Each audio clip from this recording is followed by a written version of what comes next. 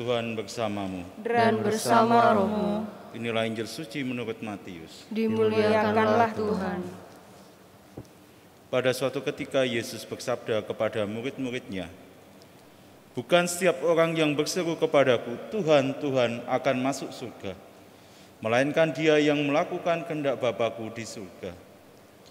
Setiap orang yang mendengar perkataanku dan melakukannya, ia sama dengan orang bijaksana yang membangun rumahnya di atas batu.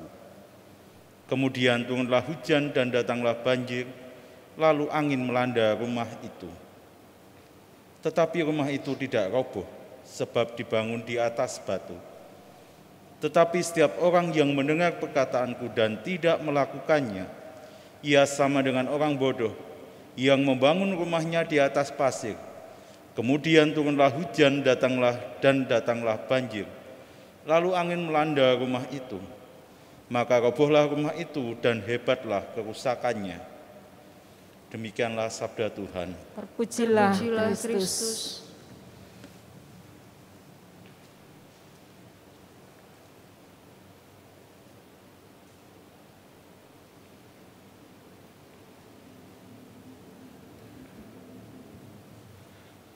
Saudara-saudari, berseru Tuhan, Tuhan, entah berseru minta bantuan Tuhan, ya, pertolongan Tuhan. Pengalaman kita kalau ada banyak persoalan atau ada kebutuhan tertentu dan sebagainya, ya, tentu kita lebih tekun, lebih setia, ya, dalam memohon, ya, minta bantuan Tuhan. Bahkan sampai kita minta, ya, pertolongan Bunda Maria, ya, lewat doa novena, ya, 3 kali Salam Maria, Rosario dan sebagainya, supaya Bunda Maria berkenan, ya, menghantar permohonan kita yang sangat mendesak kepada putranya. Atau juga dalam aklamasi liturgi, dalam ibadat atau dalam perayaan Ekaristi, kita juga sering menyerukan nama Tuhan. Tuhan, kasihanilah kami dan sebagainya. Ternyata tidak cukup, tidak memadai. Orang tidak hanya harus mengakui kuasa Tuhan Yesus, tetapi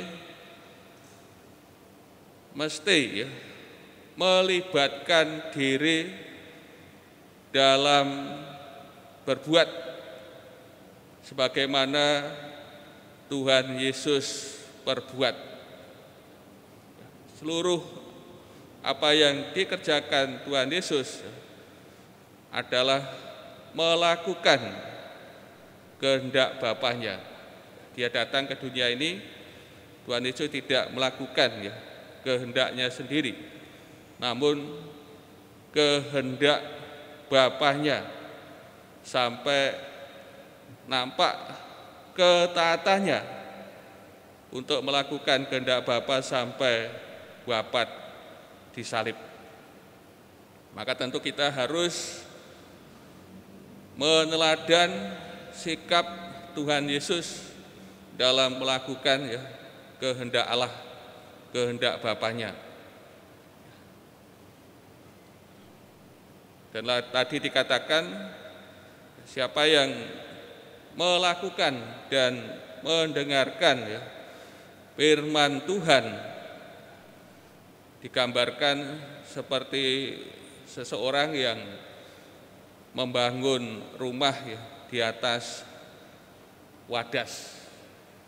Terjadi bencana, musibah dan sebagainya, karena rumahnya didasarkan pada wadas, ya, akan tetap berdiri kokoh. Namun berbeda Orang yang hanya mendengarkan, tidak melakukan firman Allah, ya, digambarkan seperti orang yang mendirikan rumah di atas pasir. Ketika terjadi musibah, ya, maka segalanya hancur lebur. Saudara-saudari yang terkasih, penekanan pada melakukan dan mendengarkan sabda Allah di sini menggemakan kembali tanggapan orang Israel ketika mereka menerima, ya, hukum Allah. Bagaimana dikatakan dalam kitab Keluaran bab 24 ayat 7 bahwa orang Israel akan senantiasa melakukan, ya, segala ketetapan firman Allah dan juga akan mendengarkannya. Maka di sini ditampilkan Tuhan Yesus sebagai penafsir yang berwibawa, ya, terhadap kehendak Allah, ya, firman Allah.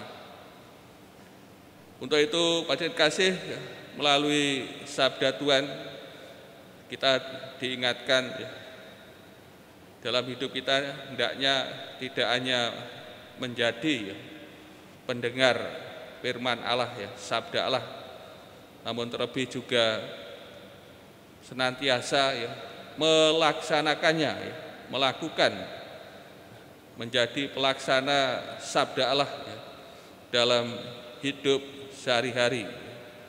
Sabda Allah, firman Allah kita hayati, kita terapkan, ya, kita praktekkan, ya, dalam hidup kita. Dan ini yang akan membuat kita dikenali sebagai murid-murid Tuhan Yesus dan akhirnya akan diperkenankan masuk dalam kerajaan Allah.